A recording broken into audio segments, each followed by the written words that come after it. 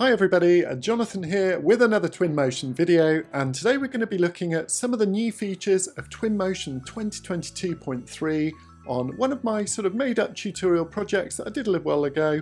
It's a really nice little fun project just to show you how to create a sort of beautiful landscape with some architectural sort of holiday homes as well. So if you haven't seen that tutorial, make sure you check that out. It's definitely a good fun one to have a look at. Basically, we're going to use this as a bit of a guide to look at some of these lovely new features. Okay, so here we are in the new interface. If those of you who know Twinmotion already, you can basically hide the navigation palette here and so on. Now the very first thing here that I really want to talk about is, of course, the big one, which is Lumen. So to demonstrate this, I'm going to go up into the sky a little bit and just sort of look down on my scene. And you'll notice that at the moment, I'm not really getting dramatic reflections in the water. So what I thought I'd do is go to turn Lumen on. Okay, so here I'm going to basically duplicate this image. Let's duplicate that image there. Okay, and let's just drag that side by side. So here's the normal one with the real-time rendering. Let's go for the Lumen version. And you can immediately see, when I switch the difference between those two, that things like the shadows just look a little more realistic already. Really getting a nice sort of water sort of reflections and things like this. But most importantly, that the frame rate is actually still pretty good. And if I go down to my statistics panel, you'll see I'm getting a really good frame rate even with the sort of Lumen on. And, you know, it's a pretty chunky scene. So once again, let's just sort of go in and look at these reflections down a bit lower. Okay, so let's turn Lumen off. Standard rendering, looks okay. Lumen, I think in my view, looks way, way better. Now, of course, there is a lot more we can do. We can adjust those sort of fine visual settings. One thing that I have noticed is with Lumen, you may just want to sort of tweak things like the lighting a little bit for those particular views, just to get the most out of it as well. But really, really nice improvement. Now, another really big improvement is that if we actually do use the path tracer, you'll notice that the things like the water and the reflections on glass and things have been improved quite a bit as well with the new path tracing. So I'm not really kind of picking up any transparency in that water at the moment, but it definitely looks like we're getting some really nice reflections, and it does look amazing actually using the path tracer. So both Lumen and the path tracer have made a big difference to our water. Let's take a look at the next sort of new feature as well, and we'll come back and do some animations using Lumen in a little while. Okay, so let's carry on by looking at one of the other views here, and you can see I've got a really nice sort of view of the balcony here.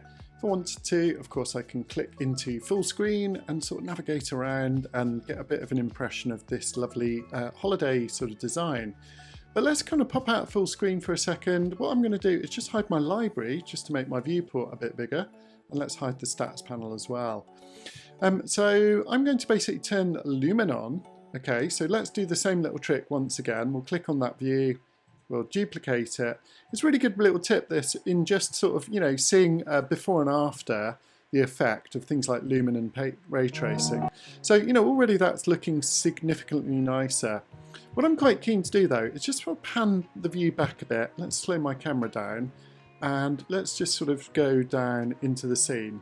So you can see with the path tracing turned on, you know, path tracing looks amazing, as I said before, but it does really slow things down depending on what settings you're on. So let's just click on this button and see what settings we're currently on. I think this will be on high for my final renders. If I go for maybe a kind of medium settings, you know, it'll still take a few seconds. So I can't really work in real time using path tracing. Maybe in the low settings, I could just about navigate around. So it's still taking a few seconds. Let's just let this one develop.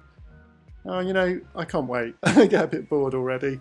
That's the thing, I'm quite impatient with 3D rendering these days. And while Twinmotion has made everything sort of real time, you know, even waiting just for a few seconds is something that I tend to not want to necessarily do. So, you know, I'm getting a bit bored here. I'm sure it'll look great when the image is done. We'll just let this resolve.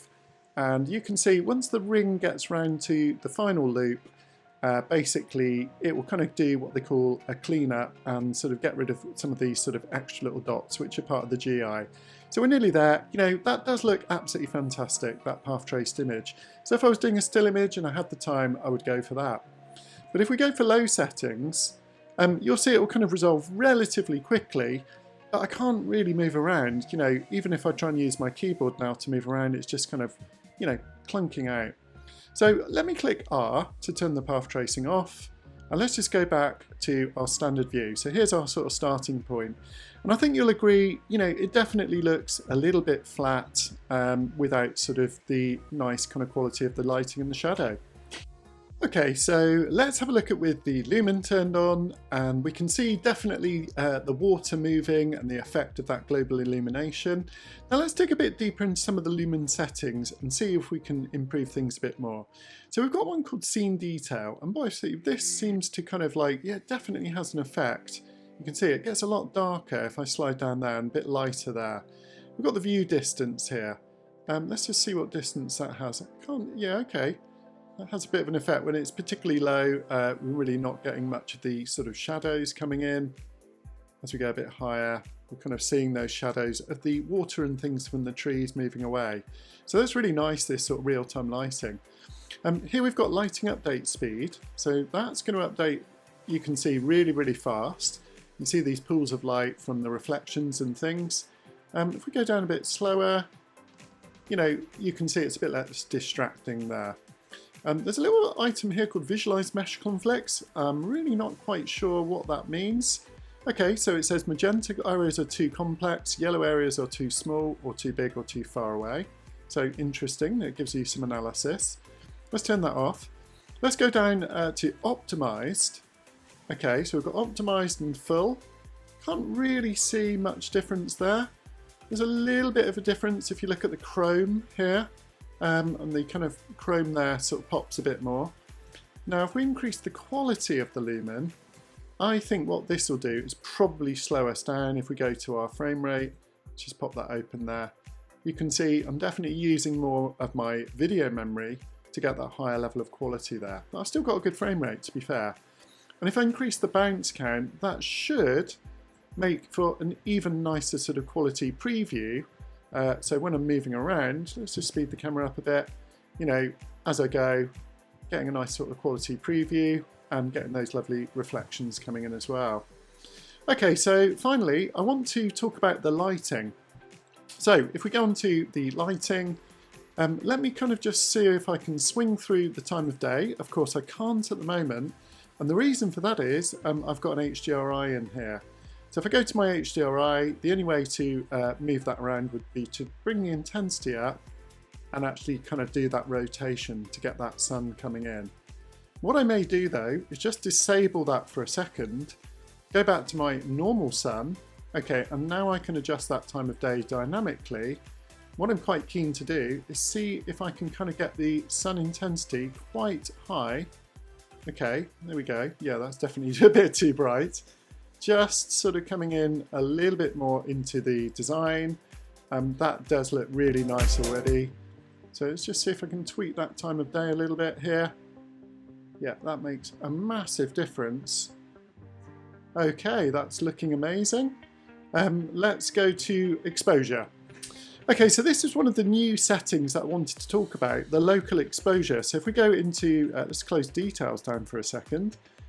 Just close that down. And we'll go to exposure.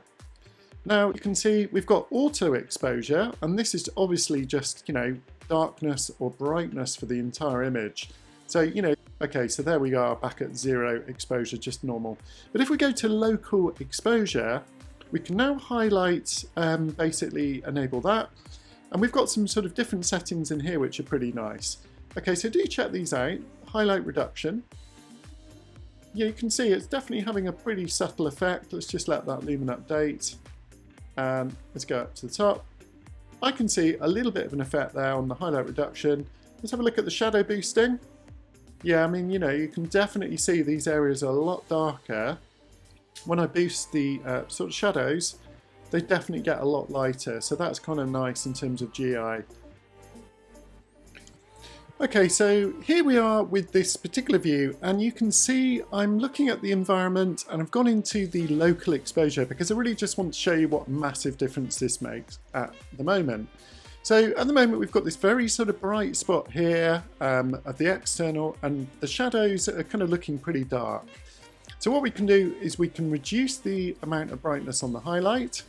Okay, so that looks so much better if we look at it before and after. You know, there's before, a bit blown out, and there we are. That looks better. Now look into the darker areas where the shadows and things are as well. So let's kind of boost those shadows, just to boost up that brightness. So overall, definitely a lot nicer image. Okay, so let's go and click update on our little image there. We've made some good improvements. Now just while we're here, I just want to touch on a couple of other things. If we go to the camera, there's some really nice settings that you should know about in the camera settings. So I would definitely recommend you open up those always when you create some images. There's the vignetting setting, and actually by default Twinmotion actually has fairly heavy vignetting. So this is where the edges of the image get sort of darkened. Can look good, but you often want to turn that off for interiors. You've also got lens dirt as well, so you can kind of make the lens a bit more dirty. I'm not sure why you would want to do that. But here's one that I basically think makes quite a big difference to sharpness. You can see that if I kind of slide that down, it goes a little bit more blurry. If I go right up to the extreme, look how sharp everything is, you know, super crisp. So if that's a kind of stylization of the image you're looking for, that will work quite well for you. One other little tip I would definitely recommend is using the composition overlays. Now these aren't new, but just remember that you have these really nice sort of composition overlays just so you can kind of refine that particular view and just sort of get everything lined up, you know, get your verticals nice as well. Remember, you've got parallelism, so that particular image, you'll notice with parallel lines, this particular flue, for example, will be exactly parallel with my grid. And you know, if you look at the difference, it actually does look a lot more sort of architectural, that kind of particular shot. So I'm pretty happy with that. Let's turn off those clipping overlays for now. We'll just say none. Okay, all of those very, very good improvements. None of those particularly new, but really wanted to highlight those for you. Now if we go into the rendering tab, we've already covered most of those, but on the FX tab, there's a couple of things I just want to touch on here. It's way easier now just to kind of like touch on the color and contrast in your image. So if you just kind of want to boost up those colors, or you know, sometimes you want to kind of desaturate a little bit as well, super easy. And all of this, I've never tried this with the Lumen before, so you know, this is working extremely nicely, just to be able to kind of touch those images up. Finally, we've also got the color grading, and I like the way they've improved this now. You've got this kind of nice little kind of drop down here where you can basically just select lots of different sort of types of color grade. These are kind of standard default ones. So for example, if I go to, let's see if we can find a nice one here. I was actually looking for the black and white one. Scroll up a bit here. Okay, here we go. There's a black and white. There's a black and white with a sort of hint of colour. We've got a beauty one. So, you know, these are kind of maybe different effects that you can kind of try. A bit sort of Instagram-y in terms of their appeal.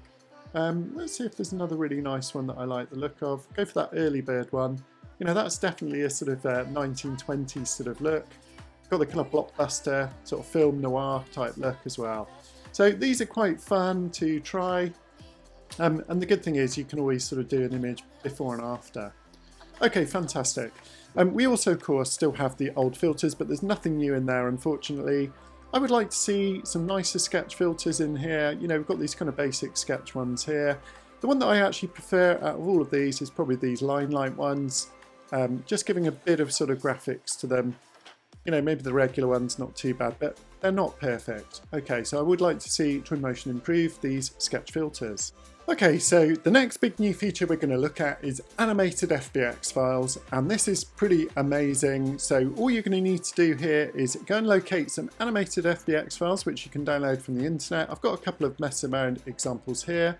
Go to Import, click plus, and you can see we've got a new tab right in the middle called Animation.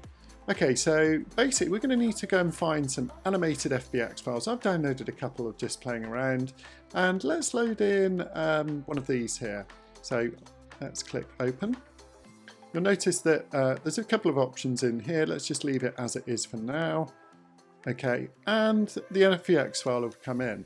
However, we need to go and find where that is. So let's go down to the bottom. I can see it's landed probably at my origin of my file. So if I click on my widget and drag it, here it is. Okay, so let's click F and zoom in and have a little look at this animated FBX. So you can see the beauty with this is it's really kind of like quite cool in that it's actually doing some various things. What's nice is though, if I go into the folder hierarchy, I can actually click onto the ideal option here, and sometimes you get the option to change things like positions. Let me see if I can bring in another one and do that. Okay, so let's click import one more time and basically bring in another FBX file. Let me just bring that one in again. So I'd already brought this one in before, and click onto that one over there, and let's just give him a little friend to kind of chat to and play with. Okay, so here you can see I've got my cool little animated characters in the model, and if we basically go and select them, you'll see that there are a few settings. You can turn the animation off, so this guy's stopped here, this guy's carrying on. We can do once, where basically he'll do one loop, or if we click loop, he'll just keep going. We can also increase the speed of the animation, so we can go pretty fast or slow him right down, depending on what we want. We can have a bit of a delay as well, so if we kind of put him half speed, at least we can kind of like match them out, so they're kind of not all doing exactly the same behavior at the same time. Okay, so just before we finish up on this topic of animated importing of files, basically I just want to show you that you can go onto Sketchfab, and if you type in animated, you will get lots of different things that report to be animated. I've already tried dragging and dropping these directly in, and that doesn't work, but all you need to do is basically click on the item and basically open in Sketchfab. So let's click open in Sketchfab, and you'll notice that here you can actually view the model, which is actually pretty nice just in Sketchfab here. So that's definitely something that I'd recommend. It's definitely quite a fun thing to do. Who doesn't like a black cat after all? So if you click download, you can see we can download the model in several different file formats, and I think quite a few of these will become available for us to bring in as animated files. So I've done that already, so let's go for it. Let's see if we can click import and basically import our lovely cat. So here we go, import animation. I've already got my animated cat here, so let's click and import. You can see the different file types that we can import down here. Yeah, let's just go for it, click the same settings, and do expect the cat to appear somewhere. Wow, there he is. Absolutely huge, giant cat has appeared, which actually in itself looks pretty cool. Let's scroll down a little bit, okay, and let's rescale the cat. It's very easy to sort this out. So here's our animated cat. I'm going to guess that he's 100 times too big, and I have found this with SketchUp or Sketchfab items that they can come in pretty big. So let's just go back to my view and see where we are, and let's just drag in our lovely little cat onto that table. Here's a Blake again, so we've got a couple of Blakes. I'll delete one of those, and there he is doing his thing. But let's have a look at our wonderful cat. So animated FBX, I don't know what you guys think of that, but I think it's a cool feature. I'm looking forward to finding out things like, you know, moving water, fire and smoke, architectural elements as well. Definitely a bit of fun. Okay, so there was one more feature I really wanted to talk to you about, which is Lumen and lighting in real time. So basically I've managed to drop in a light to my model here, and I've basically made it quite dark, and I'm moving around just in the normal real time, and I'm definitely getting a bit of an impression of how the lighting would look. Watch the difference. When I go to the ambience, if I now turn on the Lumen setting, immediately I'm getting a full sort of range of brightness from that light. In fact, it's almost over bright. You can see in real time as I move it around, as it updates. It's just going to snap it up to here. You know, unbelievable really. So what I can do, which is quite nice, is I can go to my materials, and that has basically just got a neon material on. So if I want to just, you know, change the brightness a bit, let's go 25%. And you know what, let's change the color a little bit as well. Let's go for something a little bit kind of pink. Amazing, you're, you know, beginning to sort of pick up those pinky colors on the model in real time. And basically it's really, really nice to sort of work in this way. I can basically hold shift down, copy a couple of these lights around my project. Let's just get another one over here. And maybe I could even sort of duplicate some materials and sort of have different colors. Let's just try that. I've got a feeling these are all instances at the moment, so if I just basically right click, break the instance, that will help. Then that should mean that I can actually click here. Let's just change that one to a different color. See if you can kind of pick up that new texture once I drag that onto that particular model. I think it's that one. Yeah, you can really see the colour of that sort of green coming through in real time.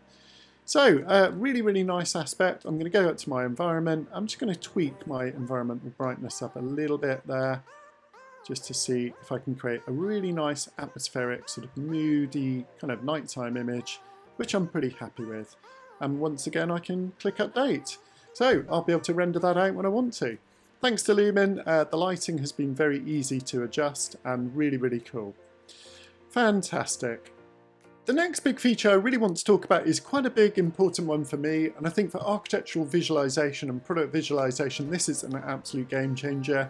So here's the problem. Let me just sort of pop away my library and let's go and put some trees in. So I'll go back to my normal library and let's say that I'm looking to bring in a really nice sort of tree, something sort of like a fir.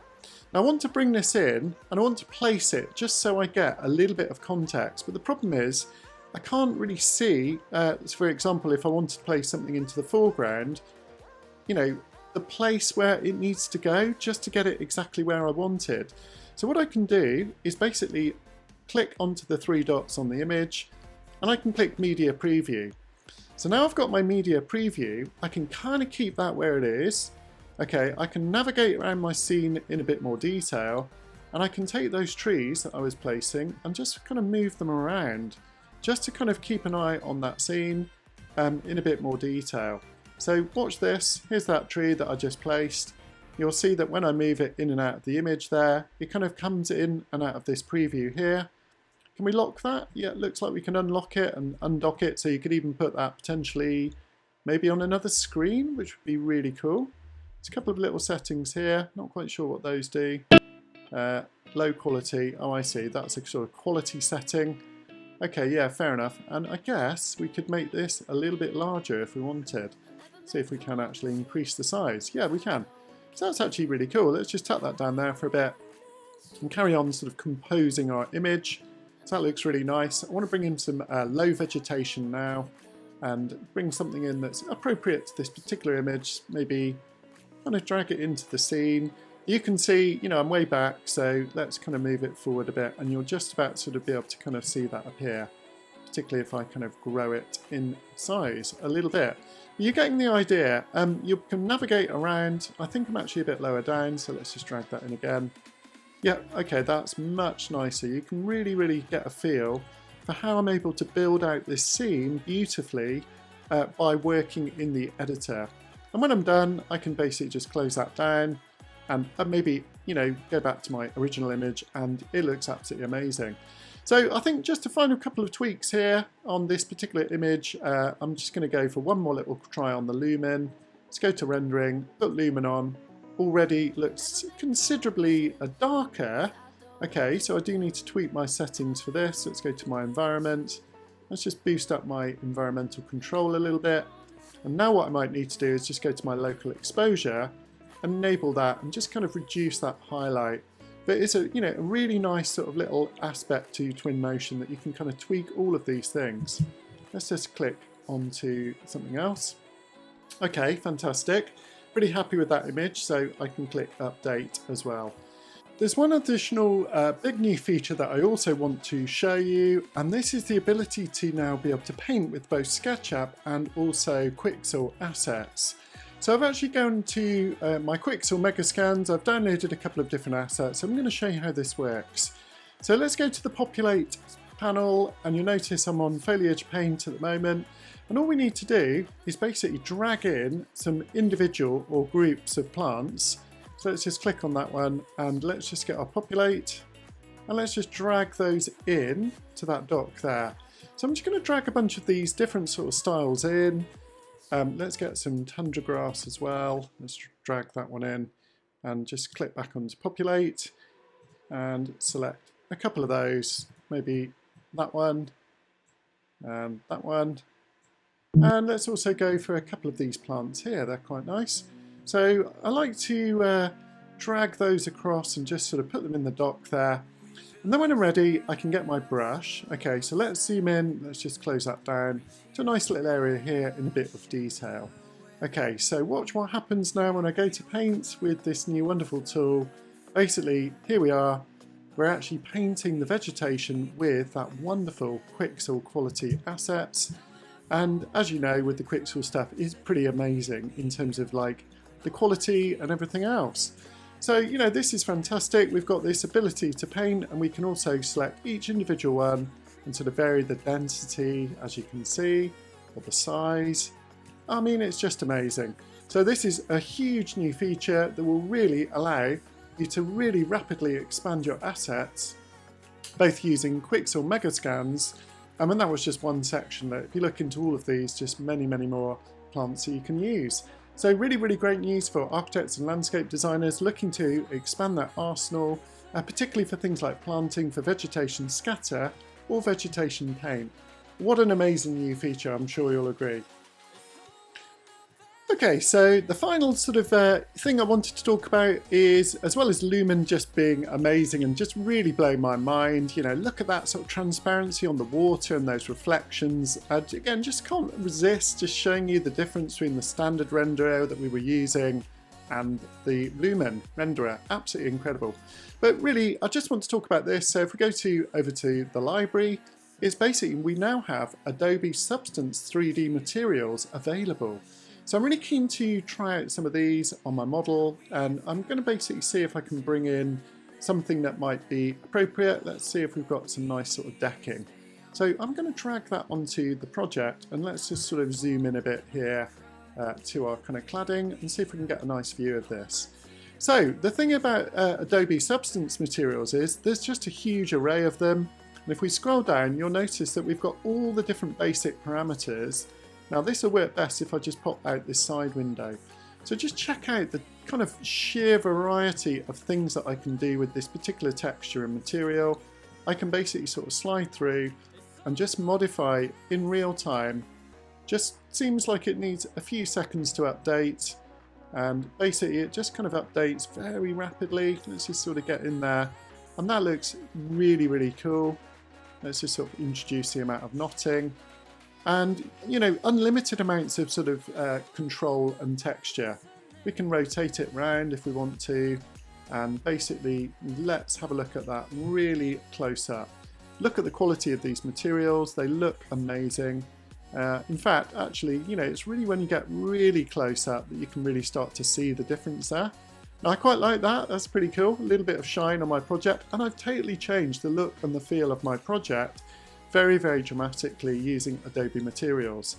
Maybe let's just try one more, because I really want to kind of see the effect of this.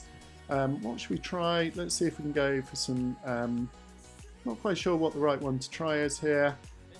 Yeah, let's go for some concrete on there, just see how that would look if it was made of concrete. Okay, so I'll just try and get a slightly better view for you, and let's go to the amount of tiles. So it looks like you kind of click update and they take a second or two just to update, which is absolutely fine, to be honest. Let's click on the joint color. You know, all of this completely customizable. I mean, you can see that looks amazing already. And let's just get some stains in there. You know, this is pretty mind-blowing, really, that you've got this level of control on your textures, and basically you can really kind of introduce a lot more realism for materials that you just need to look at really close up. I'm imagining that you can also go down, and things like the roughness is not a factor, that you can change that quite rapidly. Yeah, let's just make that a little bit shiny there as well. So guys, it looks like there's a really good sort of starter pack of Adobe Substance materials. It looks like if you want to, you can click here and actually download even more. So I definitely recommend you check out these new materials and sort of in full, just to explore how some of these actually work. Amazing, you know, there's just a huge variety of different materials there. So in terms of kind of materials for your project, just to recap in Twinmotion, you've got the basic materials, which are a huge library of over 800.